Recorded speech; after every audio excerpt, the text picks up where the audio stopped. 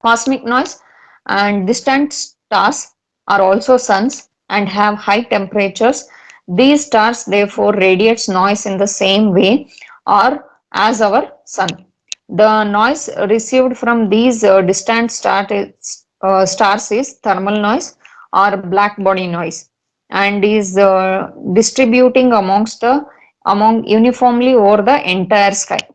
In entire sky you will be having this cosmic rays or cosmic noise. And we also receive noise from the center of our own galaxy, that is the Milky Way, from other distant galaxy also, and from other virtual point sources such as quasars and pulsars. And man-made noise, that is an industrial noise. It is the electrical noise produced by such sources as automobiles and aircrafts ignition and electrical motors and switch gears, leakage from the high voltage lines, and fluorescent lights and numerous other heavy electrical machines. By these you will be getting the electrical signal which is coming out from these electronic devices. These will be taken as man-made noise, and such noise are produced by the arc discharge taking place during the operation of these machines. Such as man-made noise is most intensive in industrial and densely populated areas. Man-made noise is such areas for exceeds all other sources of noise in frequency range exceeding from 1 megahertz to 600 megahertz. Whatever the man-made noise is there, it can range from 1 megahertz to 600 megahertz. Next, we have thermal noise. Conductors contain a large number of free electrons and ions, strongly bound by molecular forces. The ions vibrate randomly about their normal positions. However, this vibration being a function of the temperature, continuous collision between the electrons and the vibrating ions takes place. Thus, there is a continuous transfer of energy between the ions and electrons. That is an thermal noise. Internally, whenever the free electrons and ions are there, whenever the internal collision occurs between the free electrons and ions, which will generate the internal heat from the device which is used for the data transmission only. That's why this is taken as thermal noise. The movement of free electrons continues a current which is purely random in nature and over a long time averages to zero. There is a random motion of electrons which give rise to noise voltage called thermal agitation or Johnson noise. Thus, noise generated in any resistance due to random motion of electrons is called thermal noise or white noise or Johnson noise. The analysis of thermal noise is based on the kinetic energy, because the movement of electrons will give you the actual thermal noise. For that reason, the analysis of thermal noise can be done using the kinetic energy. At minus 273 degrees Celsius or 0 degree Kelvin, the Kelvin energy, kinetic energy of the particles of the body becomes zero. Thus, we can relate the noise power generated by a resistor to to be proportional to its absolute temperature and the bandwidth over which is measured. From the above discussion, we can write it as Pn is proportional to TB, where Pn is maximum noise power output of the resistor. What is the noise power we are getting? And your T is absolute temperature,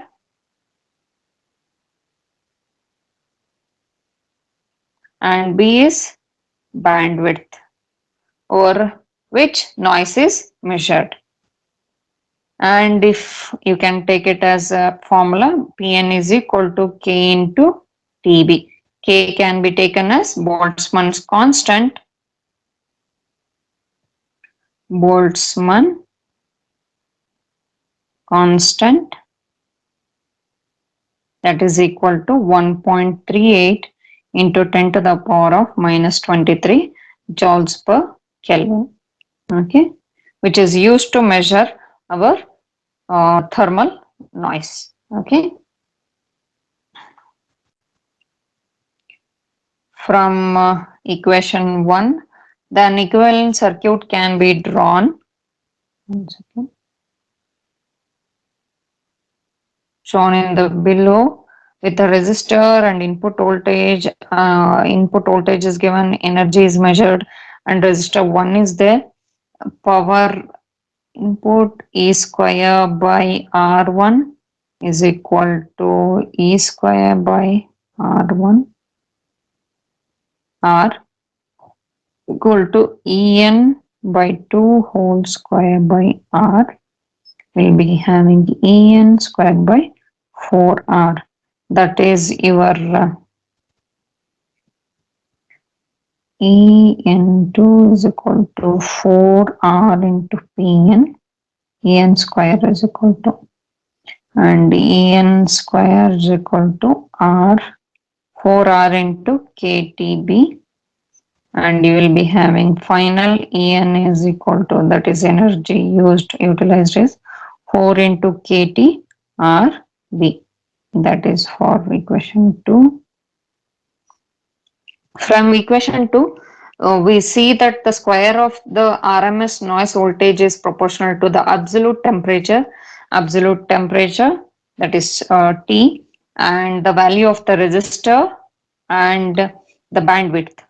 Okay, always whatever the noise square root of RMS noise voltage is there, no, that will be proportional to the temperature, absolute temperature, resistor, and bandwidth of the signal. En is a quite independent at the frequency. It is independent at frequency. For example, RF amplifier is saving an input resistor of 8 kilo ohm and works in the frequency range of 12 to 15.5 megahertz. Calculate the RMS noise voltage at the input to this amplifier at an ambient temperature of 70 degrees Celsius. If I am taking the same formula, that is En is equal to square root of 4KTR into B. Everything is given. En is root of 4 into K is Boltzmann constant 1.38 into 10 raised to minus 23 into T is 17 plus 273. It is in the degrees Celsius, convert it into Kelvin, and 15.5 minus 12 will give you the bandwidth into 10 raised to 6, that is mega, into 8 into 10 raised to 3, that is your bandwidth. Okay, totally square root will be there for whole this part, and En will be equal to 21.17 microvolts. See, if you are measuring also, it will be very little amount, but it will affect the information present in the signal. Next we have short noise. It produces by the random arrival of electrons or holes at the output element, at the plate in the tube, or at the collector or drain in the transistor. Short noise is also produced by the random movement of electrons or holes across the PN junction. If any random movement of electrons and holes are occurring in PN junction, then this short noise will occur. Even though current flow is established by external bias voltage, there will still be some random movement of electrons or holes due to discontinuities in the device. An example of such discontinuity is contact between the copper lead and the semiconductor materials. The interface between these two creates a disconnect continuity that cause the random movement of the current carriers, which will result in the short noise. Okay. And the transit time noise, another kind of noise that occurs in transistor is called as transit time noise. Transit time is the duration of time that it takes for a current carrier, such as a hole or current, to move from the input to the output. Current carrier from where hole or a current moving from input towards the output is taken as transit time noise. The device themselves are very tiny, so the distances involved are minimal. At the time it takes for the current carriers to move, even a short distance is finite. A same frequency, this time is negligible, but when the frequency of operation is high, the signal being processed is a magnitude as the transit time, then the problem can occur. The transit time shows up as a kind of random noise within the device, and this is directly proportional to the frequency of operation. If the frequency of operation is high, then you will get a transit time noise which will affect your actual signal.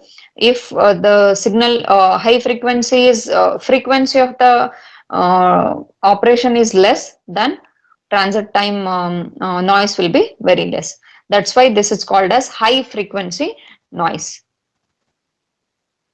Miscellaneous internal noise, that is flicker noise or low frequency noise. Flicker noise or low frequency noise is the one appearing in transistor operating at low audio frequencies below few kilohertz. That is, flicker noise is proportional to the emitter current and junction temperature. However, this noise is inversely proportional to the frequency. As the previous one was directly proportional, now here it is inversely proportional. Hence, it is sometimes referred as 1 by F noise. Hence, it may be neglected at frequency above the 500 hertz of frequency. If we are using the signal for the operation above 500 hertz frequency, then it won't affect anything related to your signal.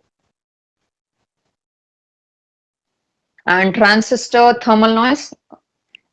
Within the transistor, thermal noise is caused by the emitter, base and collector internal resistance. Out of these three regions, the base region contributes the maximum thermal noise. And partition noise, that is, partition noise occurs whenever the current has to divide between two or more paths. Whenever we have circuits with the two or more paths, we have one current and I1 and I2 will be divided. I is the input. At that time, the division paths will be there. At that time, you will be having a partition noise. The result from the random fluctuations in the division, it would be expected. Therefore, that diode would be less noisy than the transistor. And if the third electrode draws current, it is for this reason that the input of micro receivers are often taken directly to the diode mixers. And correlated noise, intermodulation distortions, that is when two or more signals are amplified in a non-linear device, such as large signal amplifiers, some unwanted sum and difference frequencies are generated. The distortion due to unwanted frequencies are called intermodulation distortions, and the sum and difference frequencies are called as cross products. That is, cross product of MF1 with a frequency 1 and MF2 with a frequency 2, where F1 and F2 are fundamental frequencies, M and N are positive integer between 1 and infinity.